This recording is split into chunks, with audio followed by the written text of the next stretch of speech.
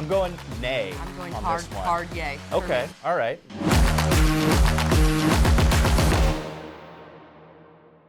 Welcome back to On Deadline, the Washington Examiner's political game show. I'm Christian Datoc. And I'm Sarah Bedford. Each week, we bring you the top stories in politics, deliver our takes, and then at the end, you get to vote on which one of us was right. Don't forget to like, subscribe, and share this episode with your friends. This week, we're starting Above the Fold. It's a segment where we both get 1 minute to make our case for the biggest story in politics. Sarah, what's on your mind? Well, Christian, right now, I'm really interested in the email that, at Elon Musk's urging, the Office of Personnel Management sent out to all of the federal agencies, asking every federal worker to just list 5 things that they accomplished in the past week. And the howls of protest from Democrats and unions over this ask from Elon Musk. This is either genius-level trolling or genius-level efforts to streamline the federal government, depending on your point of view here. But if you can't name 5 things that you accomplished in your job over the past week, whether you work at a software company or in the federal government, you probably shouldn't be drawing a paycheck. And yet, the unions and the federal workers are asking as if this is an impossible request that they are above, that they should not have to deign to answer. It somehow thrusts the federal government into mass confusion to have feds just list 5 things they work for. And I think it underscores the absurdity of the layers of insulation that have grown to surround the federal bureaucracy to insulate these federal workers from reality. You know, Sarah, I know this is not new from Elon Musk. He did the same thing when he took over X, formerly known as Twitter, a few years ago. But my question to you is, it seems like there's even a little bit of confusion within the Trump administration about what this requirement of federal workers really means. The Pentagon has said, do not respond to this email from Mr. Musk. We've seen others like ODNI and the FBI specifically take the same tack. Meanwhile, Transportation Secretary Sean Duffy is like, no, you have to do this immediately. So, my question is this: who's really running the ship over at DOGE? Is this just Elon doing whatever he wants? Is this something that President Trump is directly ordering? Because it does seem like it's a new thing every week, and it's getting to be a little punitive, even if the ask itself is not like a gargantuan task for these workers to do. It seems pretty simple, right? If you're part of the military or law enforcement, don't answer it. If the head of your agency says answer it, you answer it. If the head of your agency says don't, then you don't. Okay. The idea that it's an impossible task for these workers to do, or that it's massively confusing. The heads of the agencies have been clear, like you mentioned, Sean Duffy is one of them at the Department of Transportation. Answer the email if your boss tells you to answer the email. And if you can't do that, or if you fail to do that, I think that raises questions about the necessity of your federal job. Yeah. I guess the directive to all federal workers is just shut up and follow orders. Am I right? No, basically? No, I'm just kidding. I mean, if you're on the taxpayer dollar, shouldn't it be? Yeah, I guess so. Christian, what is your top story of the week? Well, this has been going on for over a week now, but the Associated Press has responded to being blocked from pooled access to President Trump's events with a lawsuit targeting Susie Wiles, White House Chief of Staff, Taylor Budovich, a top communications aide, and Press Secretary Caroline Leavitt. Now, the White House basically says, look, if the AP would just call the Gulf of America, this would all go away. It's the law of the land. Here's a problem. It's not the law of the land. Donald Trump signed an executive order on day 1, and I'm going to quote it right here, which says congressional action is required to establish a renaming in public law.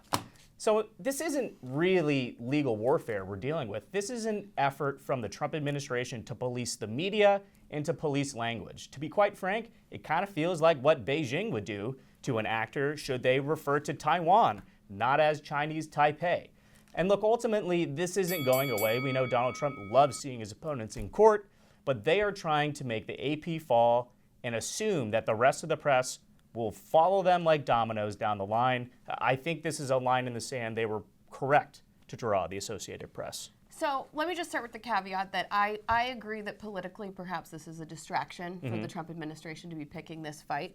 But just as it is not the law that Associated Press has to call the Gulf of Mexico the Gulf of America, which is like an objectively awesome move by Trump to have changed the name, it's also not the law that Associated Press has to get access to the Oval Office, That's right? fair. They are not being told how to cover President Donald Trump, what to cover. They're simply being barred access to a room that, frankly, most journalists never get to step foot inside. So how do you sort of square this circle when nothing about AP's coverage is really being affected? It's just about really elite, high-level access. I agree with you, and I think that's why people around the country sort of feel like the Associated Press is just playing a sad song on the world's smallest violin, right? Like, they are still allowed access to campus. They are not stripped of their credentials. In fact, this is an evolution of what we saw from the Trump administration 1.0 when they tried to block reporters from CNN and I think Playboy from accessing the grounds. That went to the Supreme Court. So they're getting smarter about how they're doing it.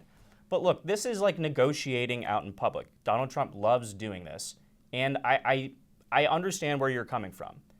If you're the Associated Press and you think the Trump administration is doing all of these terrible things to the country, why is this the place where you decide to hold your ground, right? It does seem a little squirmy, it seems a little whiny, but I think ultimately, like, the Fourth Estate, they're there to provide access to the American public. And sure, if the Associated Press isn't going to be in that room, another outlet will stand up. And I just want to make sure that reporters and journalists are doing our jobs and letting voters know what exactly is happening in Washington. Whether it looks good on the Trump administration or whether it looks bad, I mean, that's our duty. And we want to talk about efficiency and, being proud of your accomplishments and like being able to go home after you clock out at 5 p.m. or like more realistically 9 p.m. For us these days.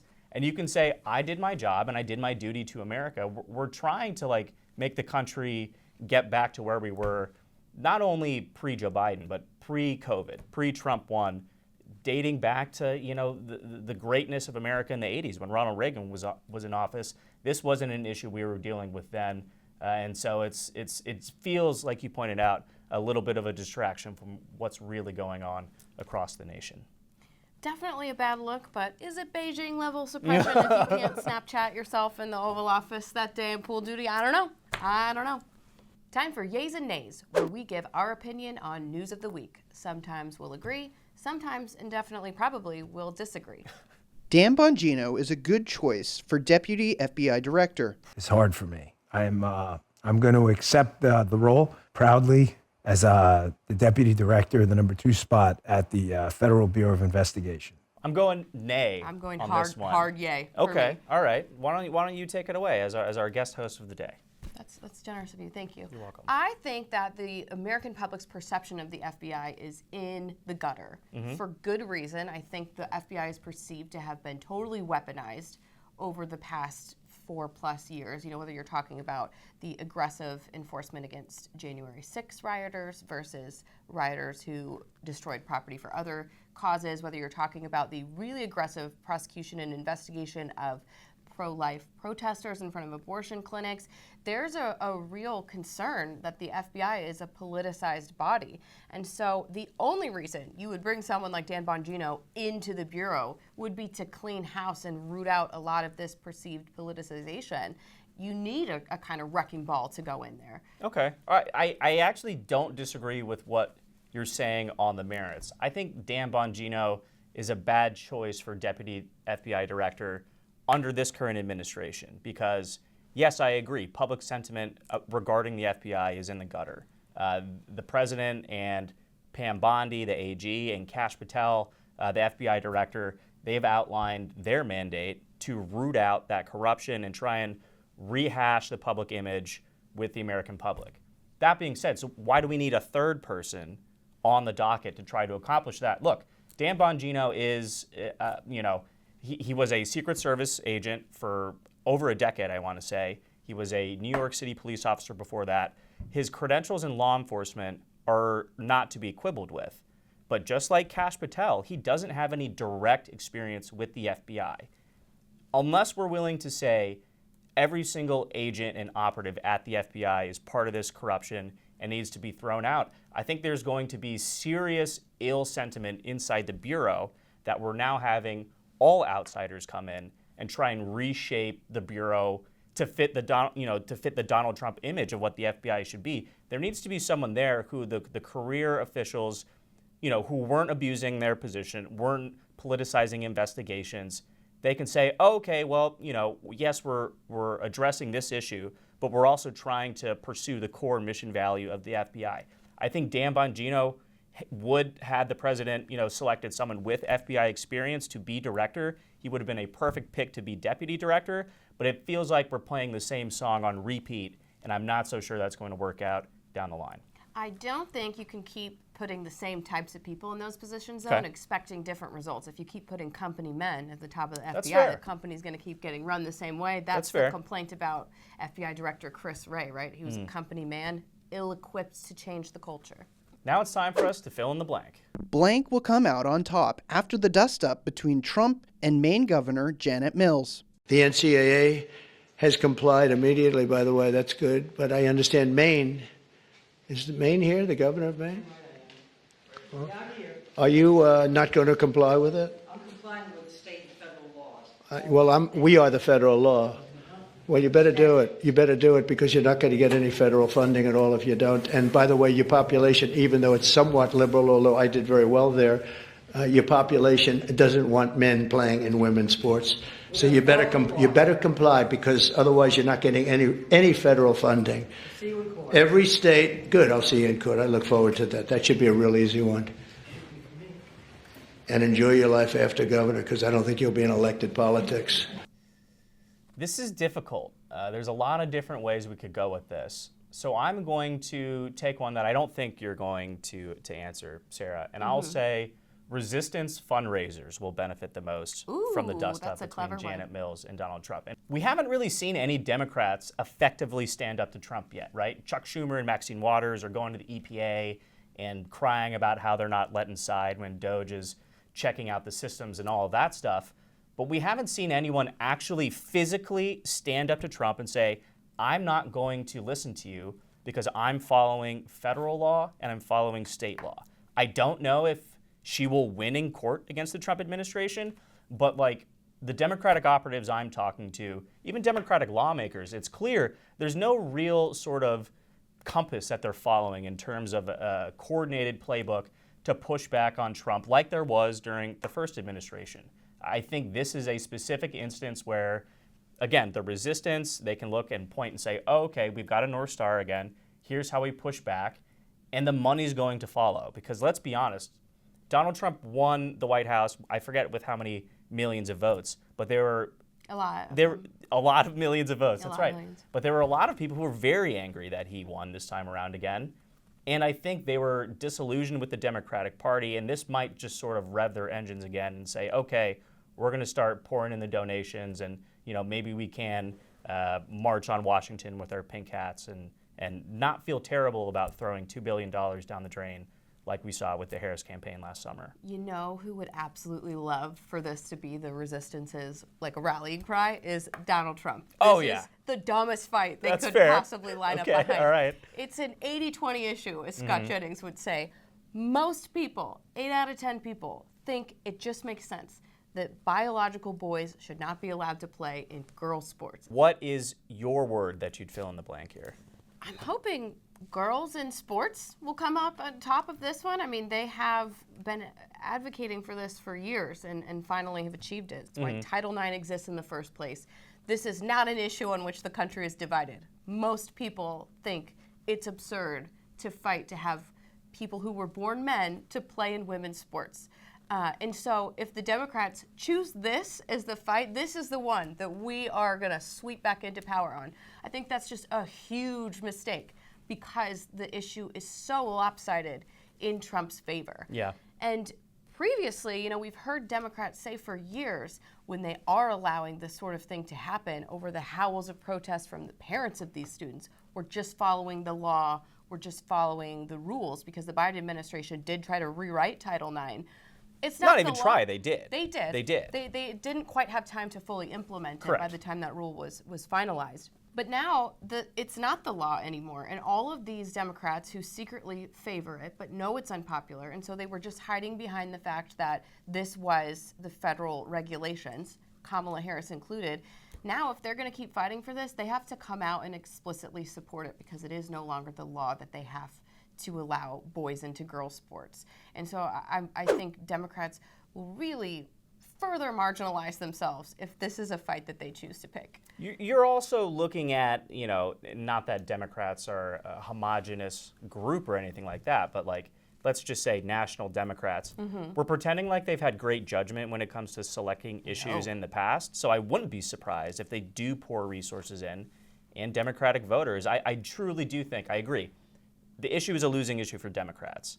But just seeing someone stand up, and a woman for what it's worth, standing up to Donald Trump and saying, no, I'm going to defy you, that's going to change the status quo that we've seen over the last month, where the resistance has the hot air let out of them, and they're just kind of saying, well, I guess this is the new normal now. Yeah, maybe keep an eye on Governor Mills. There's a big Senate race in Maine in 2026. That's so true. It'll be a big That's true. seat of spending.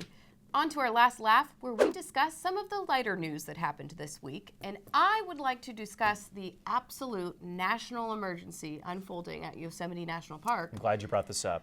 Because a park that receives 4 million visitors a year has just one employee who can access the bathrooms. Well, not anymore, though, it sounds like, Not right? anymore. So Yeah. you better be prepared to hold it if you're going to visit Yosemite National Park. But they just choose the most extreme public-facing examples of what DOGE is doing Yeah. to highlight that it's evil. Yeah. And I don't think it's the own they think it is to No, say I- that there's only one guy who has the keys. I agree, and if you don't know what we're talking about, the locksmith at Yosemite was laid off through some of these DOGE cuts, and people were like literally locked in bathrooms at Yosemite over the weekend. It's kind of funny. I mean, I don't think any of them have been Thought it was seriously funny. hurt. They Maybe probably they were subject to some not great smells, but that's what you get for going in a public bathroom in the first place. But like, you made a good point. Like, the media, Democrats are up in arms about some of these DOGE cuts, and they pick like outrageous things to really set their hair on fire over when, there are like nuclear weapons oversight experts who have been let go. People trying to tackle the bird flu epidemic pursuant to HHS grants and USDA funding that, is driving up the cost of eggs and all that stuff. So I just don't know. Like, why are we getting freaked out over one single locksmith when there's like real stuff going on? Well, I think there are bureaucrats at some of these agencies that are applying the directives to make cuts in the most painful way possible to produce these outcomes. The bird flu and the nuclear oversight officials are one of them. But also at Yosemite, we saw park officials like climb a mountain and hang a flag upside down to signal distress, Come on, which guys. I thought was super controversial. I thought that was a J6 thing. We're done with that. But that it's a national emergency to have your staff downsized. I mean, let's get some perspective, folks. Speaking of other federal agencies acting on DOGE's orders, HUD outlined a whole bunch of cuts to DEI and other no-no issues that the president has ordered. And come Monday, it seems like a disgruntled employee hacked all of the public televisions in HUD headquarters. But like, this story, I think, is just blowing my brain because there was an AI video of Donald Trump sucking on Elon Musk's toes. That's not what you want to see on the monitors in the cafeteria. Yeah, I'll not make you first lose thing in your the appetite. morning. Maybe some people like that, but we're upstanding, humans here at the Washington Examiner, and that's a no-no in my book. Nope, not for me. It's probably not going to make Donald Trump feel any better about the talk that Elon is in fact the shadow president, and it might have him rethinking that big government initiative on AI that he unrolled during the first week in office. I don't know. It's a bizarre one, and we talked to people at HUD. It sounds like they are going to try and prosecute whoever did this, so that's just another legal matter that the Trump administration is forced to deal with right now. Yeah, maybe DOGE should take a look at the IT and cybersecurity at HUD. Apparently, it is lacking, so. Need a little bit more better security. In other news, Democratic Governor of Wisconsin, Tony Evers, has proposed changing the official language from the word mother to inseminated persons in Wisconsin state law, a very important use of taxpayer time and resources, I think. What do you think? I mean, I've talked about this, I feel like, almost every episode. Democrats just cannot get their act together and figure out how to properly oppose this administration. They're like, what should we do? Here's an idea. Why don't we do like a full pronoun roll call at the DNC? Why don't we, instead of, trying to tell people about how Donald Trump's policies are making inflation worse, we're going to go back to the mat again and prop up these inseminated persons like you pointed to. It's feckless, has very little foresight, and I do think, especially in a state like Wisconsin, This is just like a boon for Republicans. The headlines keep writing themselves, and unfortunately, the headline writers appear to be challenged Democrats. Yeah, I mean, the headline writers are perhaps the only people who are psyched about this change. Because Yeah. the stories just write themselves. Seriously. I think, who's the audience for this? Are there a lot of Inseminated people in Wisconsin who like don't want to be referred to as a mother? I mean, it boggles the mind that they think that the benefits of this outweigh the enormous PR costs of continuing to make Democrats seem like they've never met a real person in real life before. Couldn't have said it better myself. Anyway, that's all the time we've got for this week. Don't forget to let us know in the comments who you think took home victory in this week's clash, and share this episode with your friends. I'm Christian Datoc. And I'm Sarah Bedford. In the meantime, check out the rest of our great reporting at washingtonexaminer.com, and we'll see you next week.